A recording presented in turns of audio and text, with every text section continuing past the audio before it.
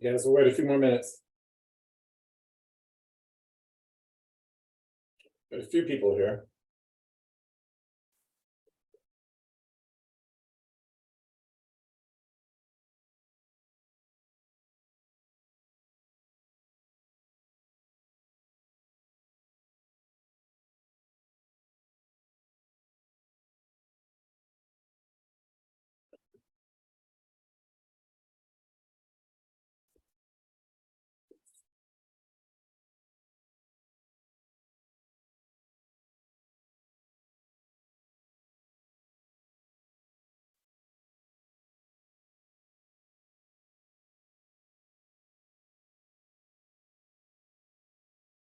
Hey, just a minute. I'm taking the glove off.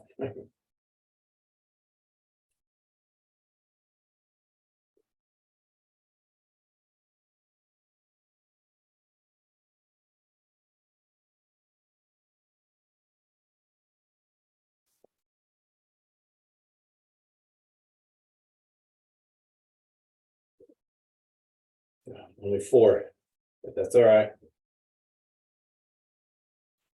Can you guys hear me? Yes, no? Yes. You can? Okay, good.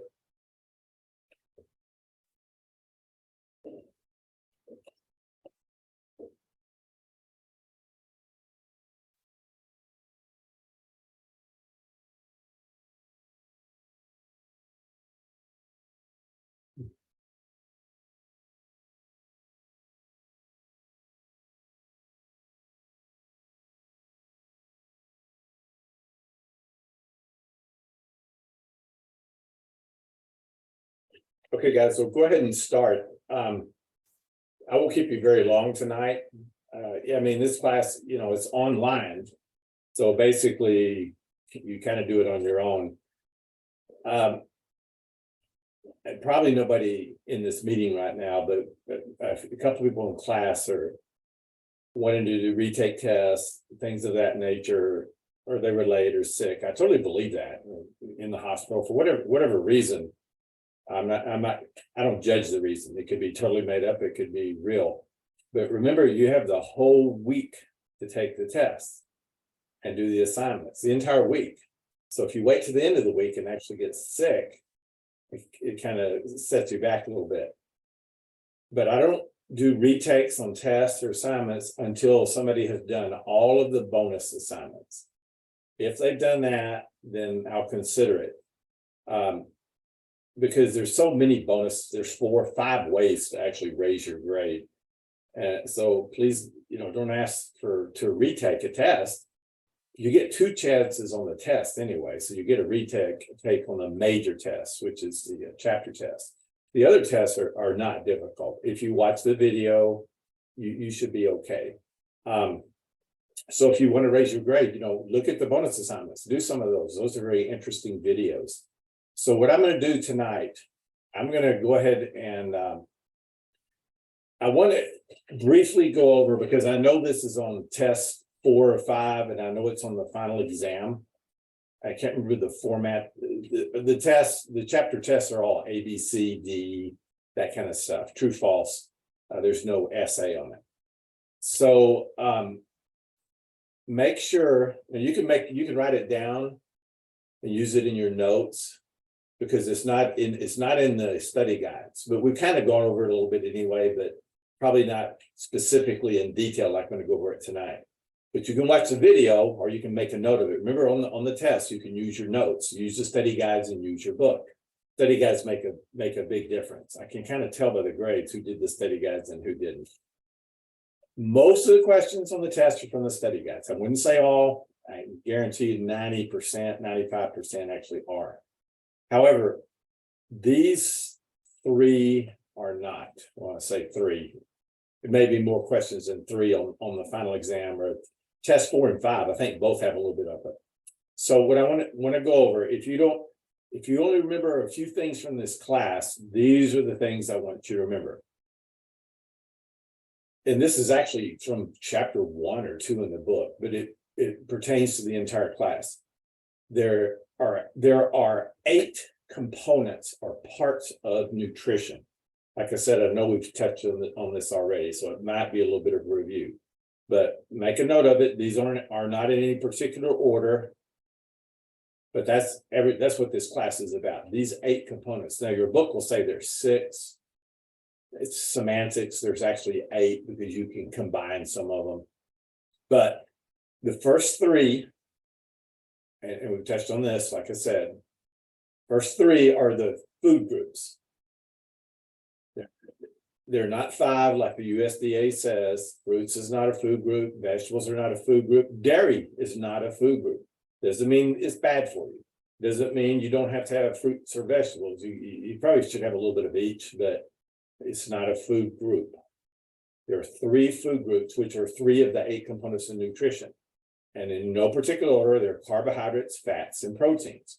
There's a chapter about carbohydrates. There's a chapter about fats. There's a chapter about proteins. But just briefly summing up, start with proteins. Proteins are amino acids. Amino acids are the building blocks of life. We're made out of amino acids and minerals. That's really what we're made out of. A few other things in small amounts, but basically amino acids and minerals. Oddly enough, they've actually found, I don't think they were viable, but they traces of amino acids on meteorites. That's really interesting because if they're the building blocks of life and meteorites come from somewhere in the cosmos, I mean, I have no idea. Possible, but I don't know.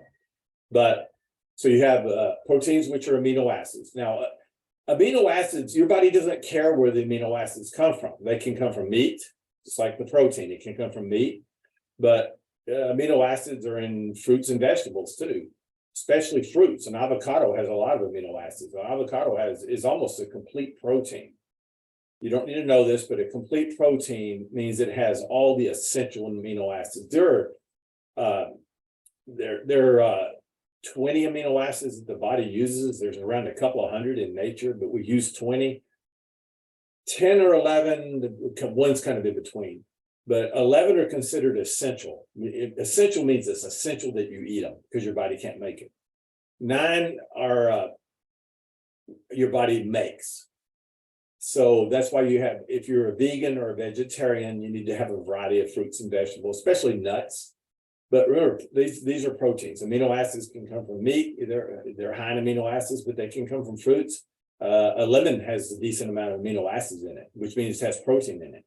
Complete protein means it has all the amino acids that we need that our body doesn't make, all 11 of them. Incomplete would be, it doesn't. An avocado, it's not complete. I think it's missing 1 or 2 amino acids. So of the 3 food groups, we've got protein, fats. Proteins are amino acids, fats are fatty acids. So the more fatty acids you put together, the more complicated the fat is.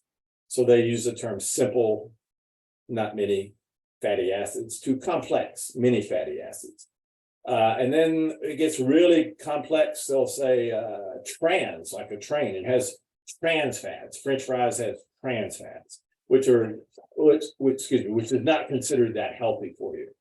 The more fats you put together in a molecular chain, the harder your body has to work to break these into individual fatty acids, because that's what cells use. Cells take in individual fatty acids. Cells take in individual amino acids and they build their own protein. If you have 20 amino acids, how many ways can you arrange them? 20 factorial, which means 20 times 19 times 18. That's quadrillions, quintillions. There's thousands, if not hundreds of thousands of types of proteins in your body. I mean, it's just very complex, but they're made out of 20 amino acids. But so amino acids make up proteins, fatty acids make up fats. That's where they get into the term, like I said, poly, mono, one.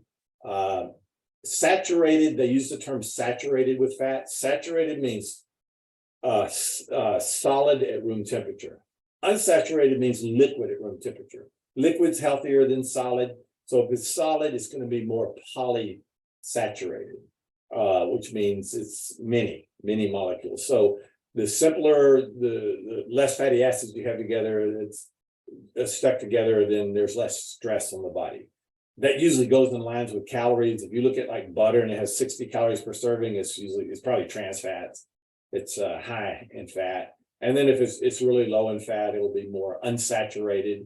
They try to confuse you on the terms. They'll say no fat, no trans fats, reduced fat, fat-free, cholesterol-free.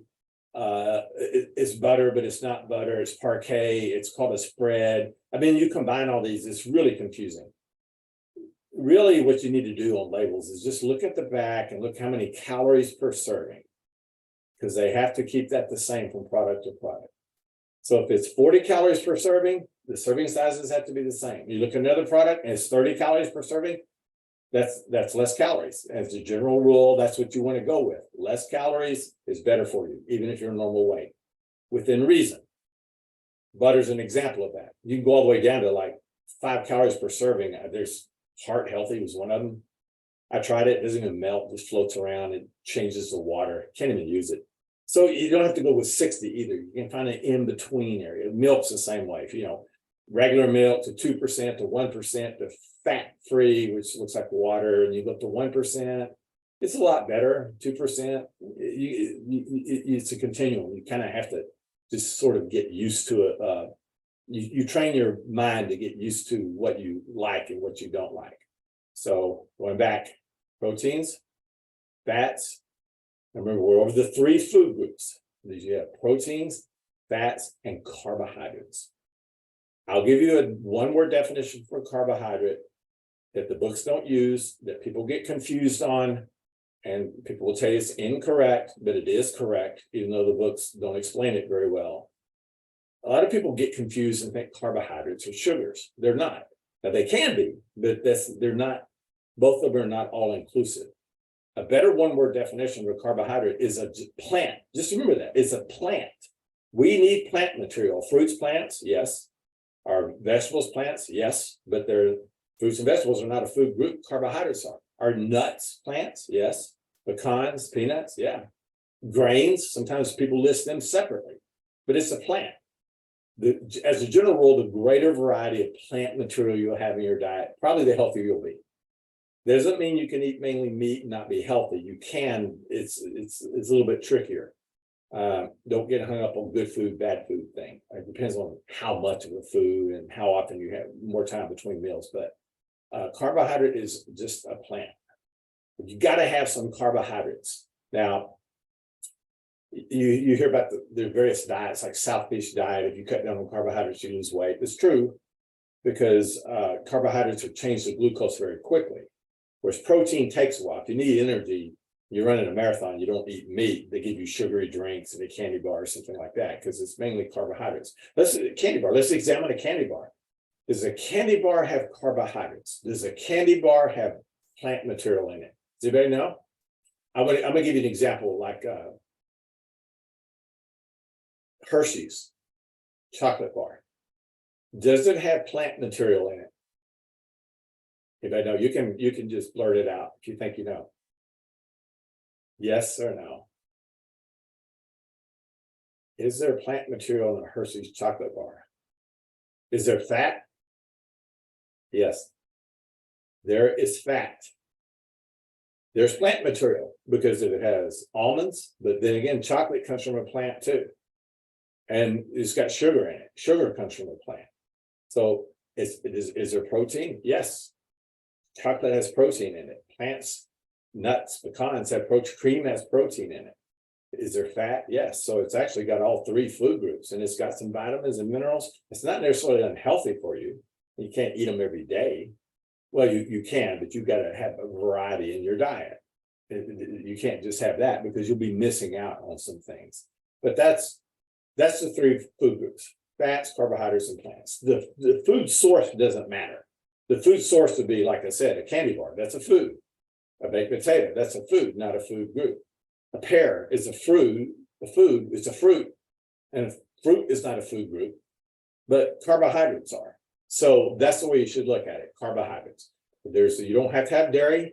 You notice dairy's not in there. You don't have to have it. In fact, if you avoid it, vegans do. Vegans don't have any. A definition of a vegan is they don't eat anything that comes from an animal. Just remember that. Anything comes from an animal or an insect. They don't eat insects. So or anything that comes from an insect. Honey. Technically, if you're a true vegan, you can't have honey. A vegetarian just doesn't eat meat. And people like to throw terms around. I don't know if you're more healthy or less healthy. Those people tend to be healthier, but I don't know if it's their diet. It's probably lifestyle. Just if somebody tells me they're vegan or vegetarian, they're probably health conscious. Just the fact they told me that. They probably work out, don't eat too much, and that kind of stuff. I mean, I don't think it's just the diet. It's related to it. But if you notice, dairy's not on there. Can we survive without dairy? Yeah. Milk has fat, it has carbohydrates, and it has protein. It's also fortified with vitamin D and calcium to get you to buy it. People say, if you don't drink milk, where do you get your calcium from? Calcium comes from many other things besides milk. So does vitamin D. But then again, it's not necessarily bad for you because it's got those things in it, but it's dairy. And it's, if you do it all the time, it's too many calories. There's some evidence on allergies, especially Asian Americans, Hispanic Americans tend to be have lactose intolerance. It's one of the sugars. It's a disaccharide in milk. And some people don't have the enzymes to digest it, so they can have some problems with it. A lot of people are lactose intolerant and they don't know it. They just have a very mild reaction. Some people have a severe reaction. So you got to watch that. The problem that somebody that they act like they know a lot about nutrition and they want to argue with you on telling them that carbohydrates and plants are interchangeable, then they'll give milk as an example. I had people try to do that. I had a doctor do that. I say, well, no, then milk would not be, according to your categories, milk is not a plant, but yet milk has carbohydrates in it. Well, milk has carbohydrates, fats, and proteins. That's by nature. Milk is a food that contains carbohydrates, but milk is not a plant. Mother deers and elks and animals that graze, herbivores, when they have offspring, they can only eat plant material. They can't eat meat, but they can't go walking around grazing where predators will take them. So they stay hidden with almost no smell. But the mother grazed and ate plant material. So there's transfer of the plant material through the milk to the offspring. That's why milk has carbohydrates in it, because of nature. So it has carbohydrates and has fat and has protein, but it's just a food.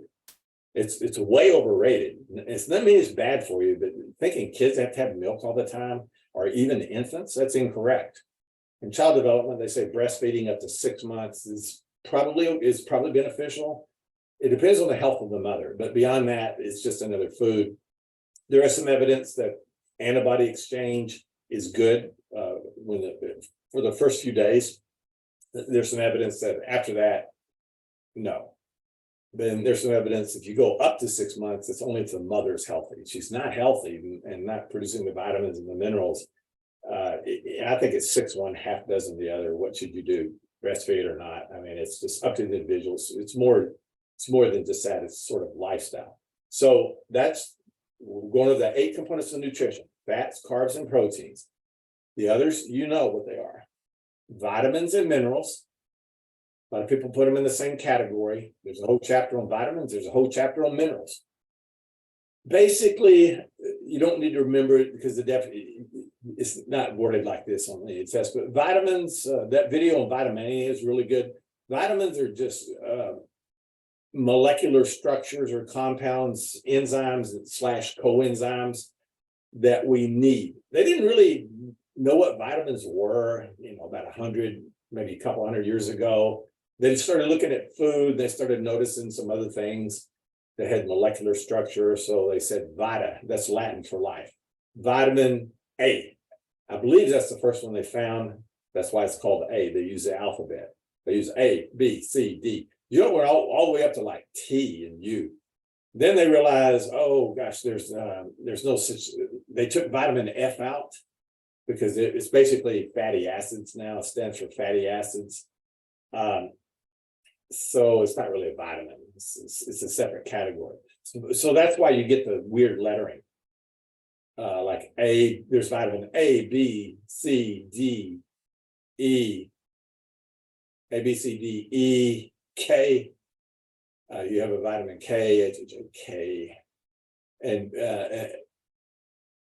you have 13 that are recognized by the books. There's many more than that. If you look at my document on vitamins, there's a whole bunch of them. The books only recognize 13. But I only went over 7 letters. But then they discovered B1, B2, B3, B4, B5, all the way up to like B20 something. And then the same problem. They said, oh, B4 is not really a vitamin. So they took it out. So that's why you get this weird numbering: 1, 2, 3, 5, 6, 7, 9, and 12. And they have these weird names like B5 is pantothenic acid. But it's actually good for your hair, supposedly. But it's more of a marketing thing. So people will say, hair products will say, has vitamin B5 in it. In fact, the whole hair industry was named for it, called Pantene. Pantene, pantothenic acid. That's where it came from. That's vitamin B5. But anyway, that's how they named them. That's why when they discovered vitamins similar to B and similar to C, there's no letters between B and C. Hence numbers: B1, B2, B3, that kind of stuff. So, but I think it's a waste of time to just memorize them. I know them, but it doesn't mean you understand what they do. But basically, we're not made out of vitamins. We're made out of minerals. We're made out of calcium in your bones, iron in your bloodstream, iodine. It may not be in a specific location like calcium, but we need it. We need a lot of minerals. It stands to reason that if you're missing a part of a mineral, you're missing part of you. If you're low in calcium, you might have some bone loss. If you have low in iron deficiency, anemia, low in iron, that's going to affect your energy level, because it's an oxygen carrying component of hemoglobin in the blood. And so iron being low can cause some problems. Having too much can cause some serious problems too. That's a disease called hemochromatosis. It's very deadly. That's an inherited disease, but you mimic it when you're taking iron. Taking iron supplements, I would never do it. Never. Even if they said you're low. I could spend a couple hours talking about that. I don't have time to do it, but there's a lot of studies that look at this thing. Don't just take iron, even though you can buy it over the counter. Too much is deadly. Just a little bit too much is bad for you. And people don't realize that. They just pop the iron pills like crazy because their doctor told them to.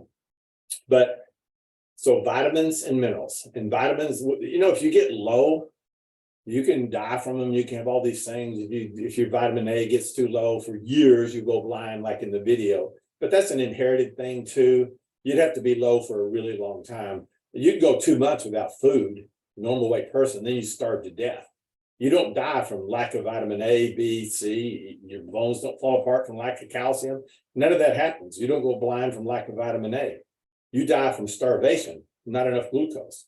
So apparently you must have had enough vitamins and minerals to keep you alive for 2 months, because you did. You stayed alive, but you didn't have enough food to make it beyond that. You have enough vitamin B12 called cobalamin. That's the one in energy drinks. And it actually works to a degree to last for about 2 years, 2 years of B12 stored in your liver. So how does taking extra work? Because cells won't take in extra. However, the B vitamins, most of them, there's a couple exceptions. The books say all of them, but there's a couple of ones that are in gray area. Most of the B vitamins are water soluble. You can eat them like candy. Same as C, it's water soluble, and you're not going to OD on them. You might have an upset stomach. You can, if you take too much of certain B vitamins, have some problems. So I'd be careful about just eating them like crazy, but they're water soluble. Now, water goes in and out of cells sometimes without our permission. It depends on potassium, sodium balance, and some other things. So if that cell takes in extra water, or it's low in water, it's going to pull in some of the B vitamins and C vitamins. That's how a cell can get revved up on vitamin C. I mean, B, C to a degree. The B kind of revs it up. All the B vitamins they kind of rev up a cell, and they give you a little bit of energy boost. And it's not really harmful, but you got to be real careful about those energy drinks and B12, because they become addictive after a while. Not dangerously so, but you get to where you're not energetic unless you feel like you have to have it all the time, and then pretty soon you'll need it all the time. Those energy drinks have the B12, B6, sometimes B5, and they usually have like some caffeine, which gives you a pick me up. And unless they're sugar free or 0 calories, then they'll probably have some glucose or some sugary something. I think it has one other thing, but all this kind of gives you a little boost, which is not necessarily bad for you to do it every now and then, but you got to be careful. So we've gone over 5, the 3 food groups, the other 2, vitamins and minerals. So what are the last 3? You know what they are: vitamins, minerals, water. There's a whole chapter on water. There's a bonus video on water. You should watch it. It's very misunderstood and it's very mysterious. Water is almost magical. It almost has an essence to it. It's almost like life itself. It's amazing the way the water molecules work. They're so incredibly small. They're so incredibly small, they've actually never seen one. They've seen wisp of it, but they've never seen an actual molecule, even with a powerful electron microscope, because it's just too small. That's why it has the properties that it has. It's dipolar, which means a little bit of a positive charge on one end and negative on the other. That's how they kind of arrange themselves. They call it clusters. So you look at a glass of water and you think, oh, it's just water. It has no structure. Different glasses have different structures because of the way the water molecules are arranged. They form like little cells, like our body forms cells. And they suspect that's how water has memory, how it can remember things, because it forms a cell and the vibrations stay in the cell. I know that sounds bizarre, but they've actually studied this and the properties of it. And the Nobel Prize was awarded in this area for a Japanese researcher on when he played music to water, how any flash rows of crystals, how they would freeze differently based upon what music they listened to. It was amazing. Watch the videos on it on YouTube. It's really fascinating. So you have water, that's number 6. Then you have fiber. Fiber, your book doesn't list it separately, but basically fiber is just anything you eat you don't digest. It mainly comes from carbohydrates, but we don't digest all of fat and all of protein. But we don't digest all of our plant material. It tends to be the bigger the animal, the less they digest. So you think it'd be the opposite. That's why elephants are eating all the time, because they digest about 10% of their food. It's because they don't eat, they don't eat nutritious food, grass and bark and stuff like that. We digest about half. But that's what fiber is. And there's types, soluble. Soluble means it dissolves in water. Insoluble means it doesn't. We need both types, and there's an in-between type. But it's just basically anything you eat, you don't digest, which means it helps clean you out, drag things through your system. So that's fiber. And that's why carbohydrates are good for you. Breakfast cereals always say has fiber, but almost everything has fiber up to a point. And then the last one, probably the most important one, and the book it barely touches on this, is phytochemicals. It's one word, phyto. Phyto meaning plant or life. I mean, not life, light. But it's mainly plant. Phyto sounds like plant. I think it's Latin for plant. I don't know. But phytochemicals, that's the chemicals, and there's thousands of them that come from plants, which have all kinds of benefits for the human body, like lycopene from tomatoes, resveratrol, we've heard this before, from red grapes. It's just the skin of the grapes. It's amazing, just the skin. Peanuts have a little bit of resveratrol. You can buy it in drink form or pill form at these health places. There's thousands of these things. Chocolate has certain phytochemicals in it. If you're deficient in anything right now, it might be a mineral. It'd be really small, probably not serious. Vitamins, I wouldn't even worry about it, but it's probably phytochemicals. I've had many students over the years that say they started eating a variety of fruits and vegetables, carbohydrates, and nuts, different ones that they don't normally eat. They said they started feeling better. That's because they're getting some of the phytochemicals that they don't normally get. They've studied like an orange, a certain type of orange, and an expert orange, and another type of orange.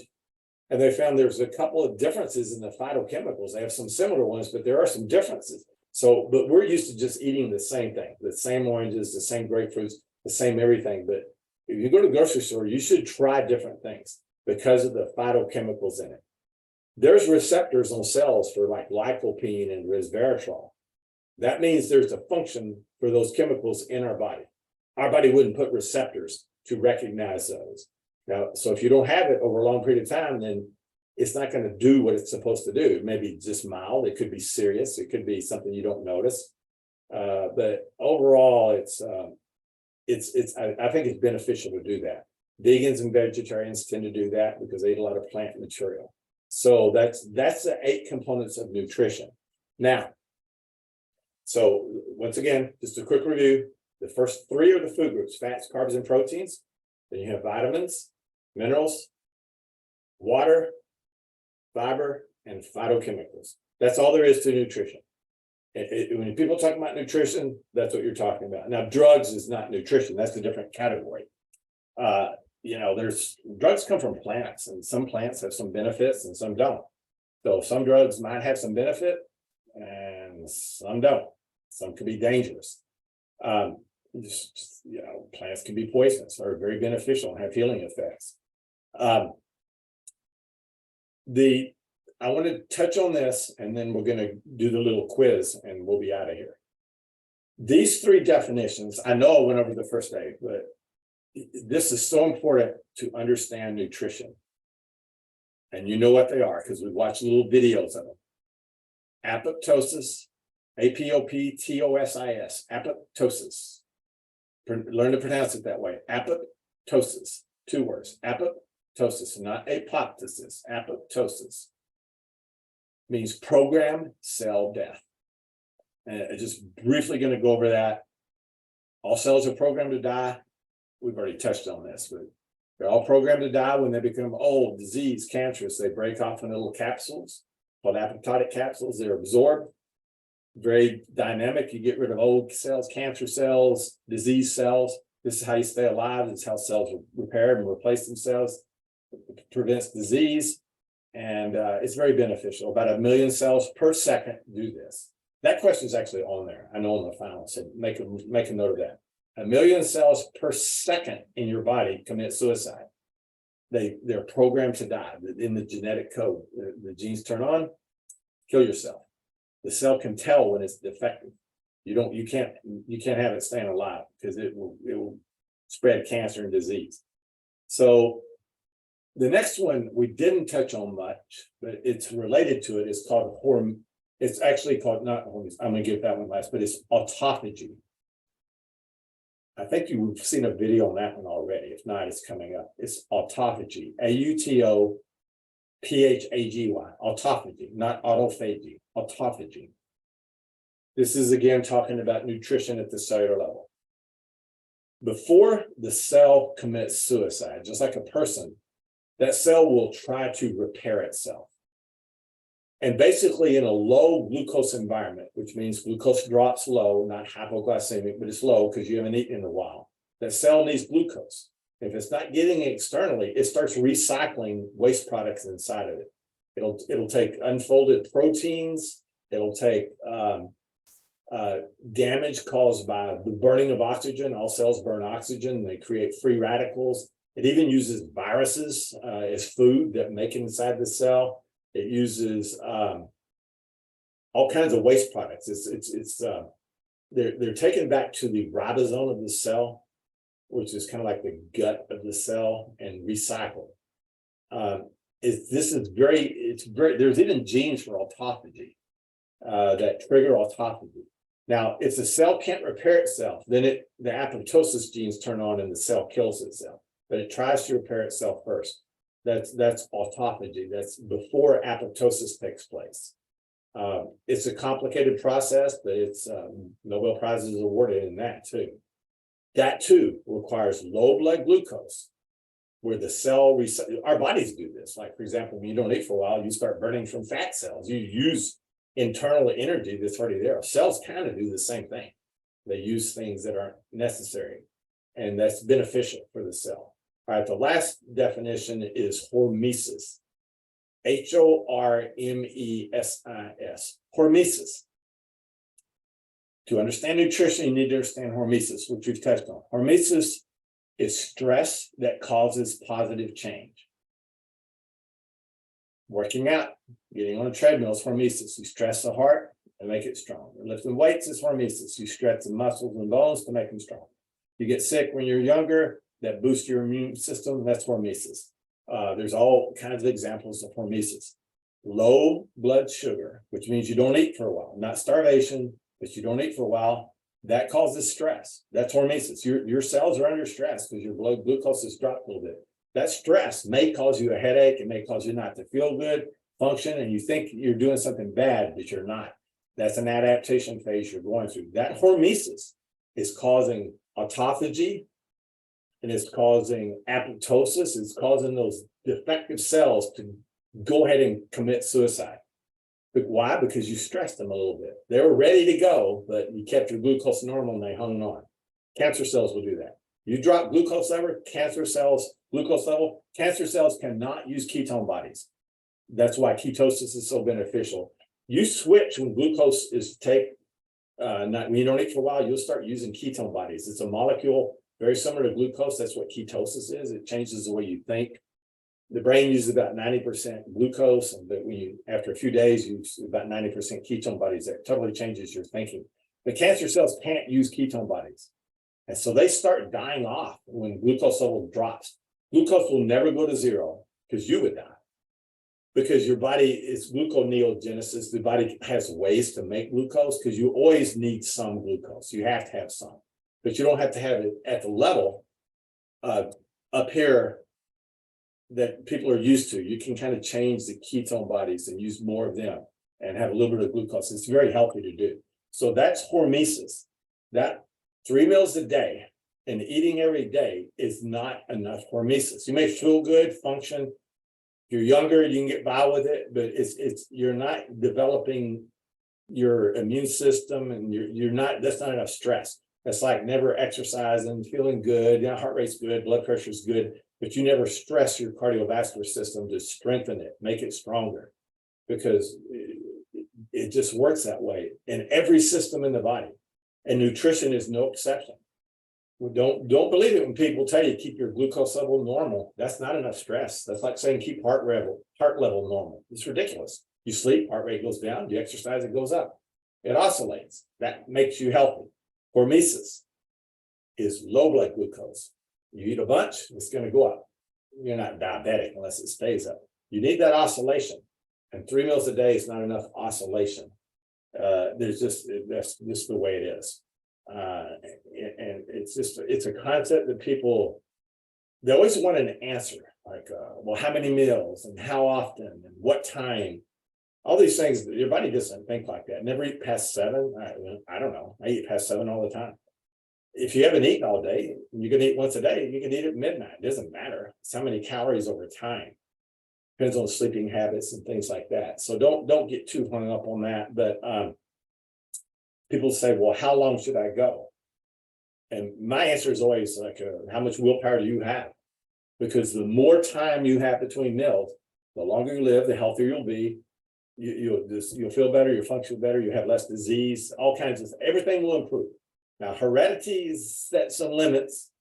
If heredity says you're going to have cancer, you may not have it. You may have the genes for it, but if you have that lifestyle, those genes may never turn on. And they may, because it's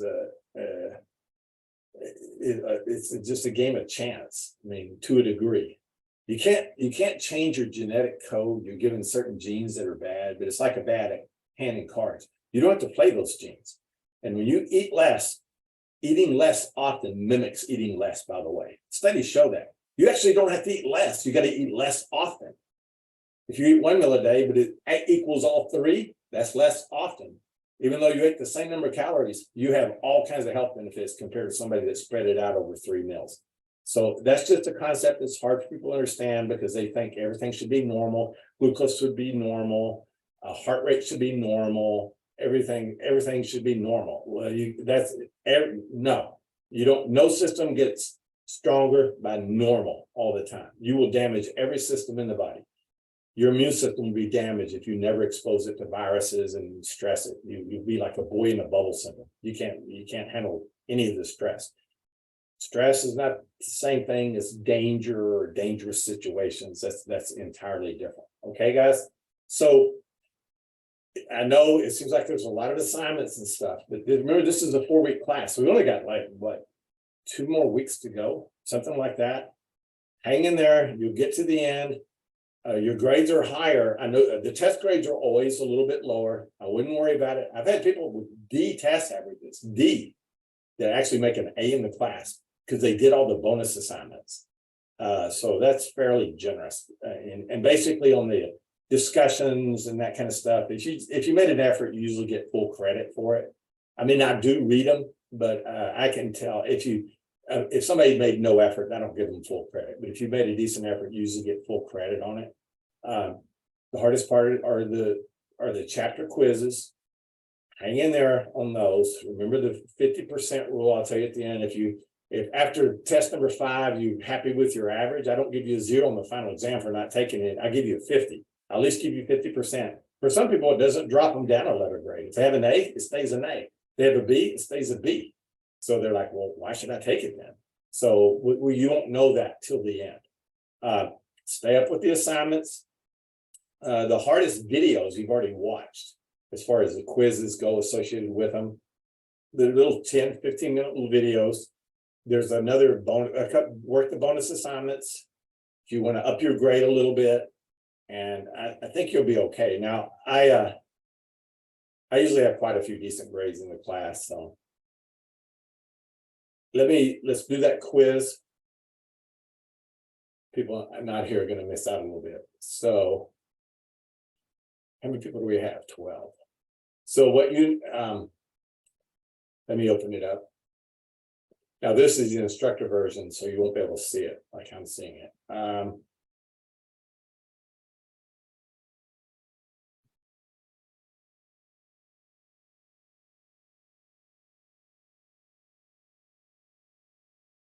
This is, yeah, we had 1 and 2, so. Okay, don't open yours yet, because when you open it, you're going to get 2 minutes. So jot this down. I guess I look up the answers. Hold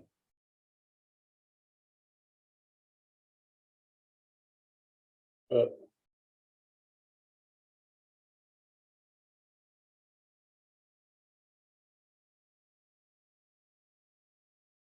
Showing me is taking the test.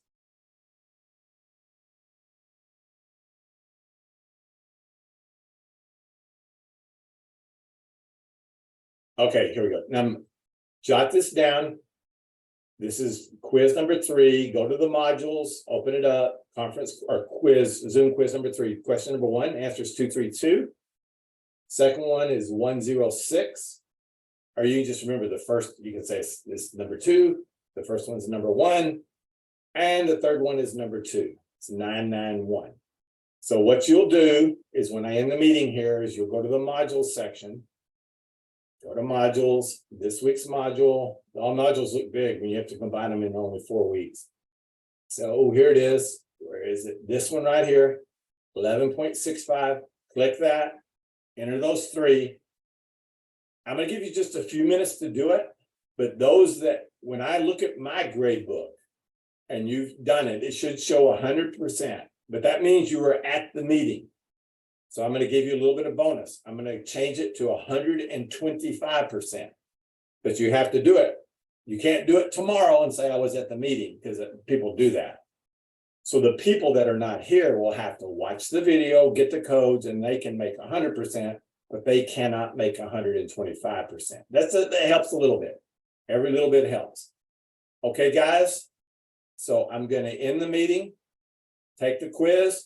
Any problems come up, message me. Have a good evening.